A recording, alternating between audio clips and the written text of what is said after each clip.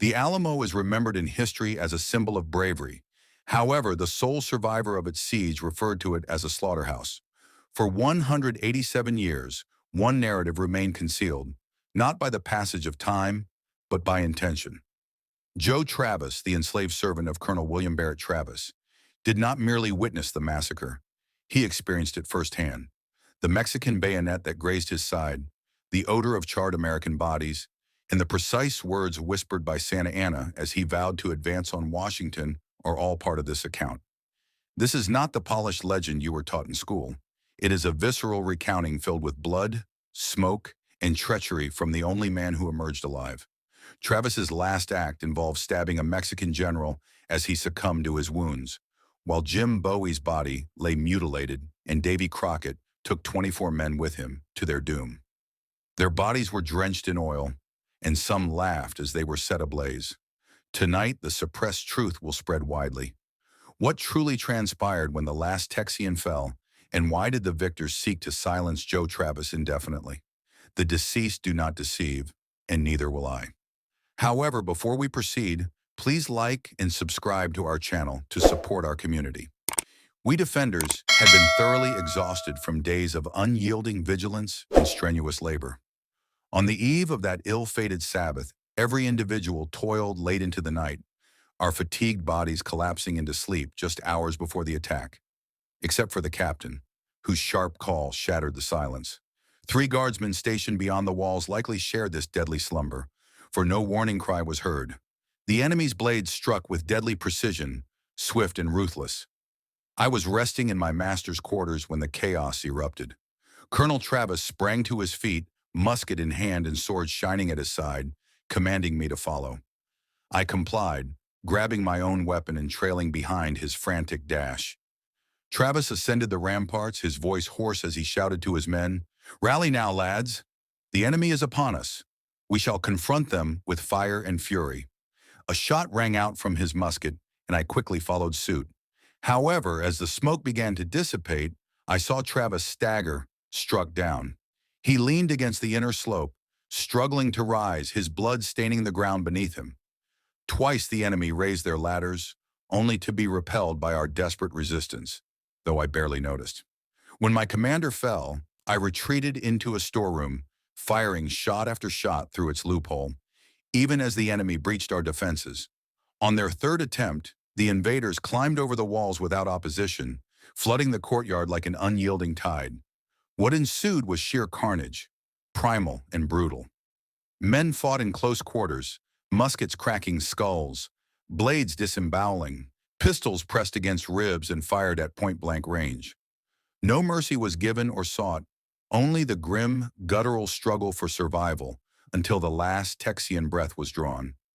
Colonel Travis, wounded and slumped on the blood-soaked ground, still held his sword as General Morris approached. The Mexican officer swung his sword down for a fatal blow, but Travis, with a final surge of strength, parried the attack and drove his own blade deep into the general's abdomen. Both men fell, entwined in death's grip. This was my master's last act of defiance. The few remaining Americans retreated to whatever cover the crumbling walls could provide, continuing to fight until only a frail man named Warner was left. He dropped his weapon, pleading for mercy. The soldiers spared him, but when Santa Anna arrived, he coldly commanded that the man be executed. I heard the gunfire from my concealed position. Regarding Jim Bowie, it is said that he discharged his pistol through the door of his sick room until his final moments. When the enemy discovered him, his body was so mutilated that it was nearly unrecognizable.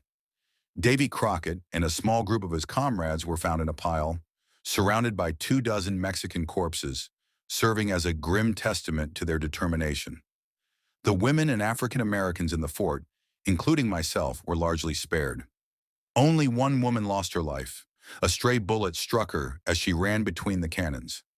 After the violence subsided, officers moved through the aftermath, calling for any African Americans to reveal themselves. I stepped forward, trembling, announcing my presence. 2 soldiers lunged at me. One fired his musket, and the bullet struck my side, while the other thrust his bayonet, scraping my ribs. I believed I was mortally wounded until Captain Berrigan intervened, commanding them to halt. Once the smoke dissipated, the Mexicans spared most of us African Americans, along with a few of their own women, including the wife of a surgeon and her sister, Miss Navarro. Both were sent back to their father, Don Angel Navarro, in Bagar, under guard. Mrs. Dickinson, the widow of the lieutenant, and her infant were also spared, though I later learned they were escorted across the lines into Texas under a tattered flag of truce. After the fighting ceased, Santa Anna ordered his men into a hollow square. He walked to the center and addressed them with fervent gestures, his voice sharp as a saber.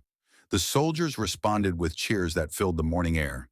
The general appeared to be a tall, lean man, dressed more simply than any officer I had encountered, wearing just a plain wool coat without any medals or embellishments to signify his rank. "He resembles one of those Methodist preachers," I remarked to the Mexicans when they urged me to describe him.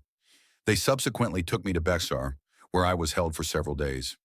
At one point, they paraded me out to witness their army's grand review, with rows of infantry and cavalry extending across the plain. Their banners fluttered like the wings of vultures. A derisive captain asserted that their numbers reached 8,000. Yet anyone familiar with that terrain understood otherwise. The ground they assembled on was riddled with gullies and scrub oak, scarcely capable of accommodating half that many. Santa Anna himself interrogated me in a dimly lit chamber, filled with the odor of gunpowder and sweat. His gaze pierced mine as he demanded information regarding Texas, inquiring about the number of men we had gathered and whether additional Yankee soldiers were en route to join the battle. "Will they send reinforcements?" he snapped, pacing like a trapped wolf. When I stuttered that I had no knowledge, he smirked and straightened his posture. "It matters not," he declared. "I possess sufficient armies to plant my flag in your Washington city." His voice turned frigid, as if the mere thought amused him. Later I observed through a narrow opening in the wall as Mexican soldiers heaped our dead, including Travis and Crockett, into a horrifying pile. They drenched the corpses in oil and ignited them. The smoke spiraled black into the sky, leaving a stench that lingered on my clothing for days. Some men laughed as they added broken timbers to the flames, while others crossed themselves and turned away. Joe Travis's account endured, but the questions it provokes? They burn more fiercely than Santa Anna's pyres. Why did Santa Anna spare Joe, only to nearly take his life moments later? Why omit Travis's final act of defiance from official records? And why did the Mexican army exaggerate their numbers unless they feared the world discovering how close the Alamo came to prevailing? Share your thoughts below. Who truly lies buried in the shadow of the Alamo? This is not the conclusion. It is merely the first revelation, and somewhere the truth remains concealed.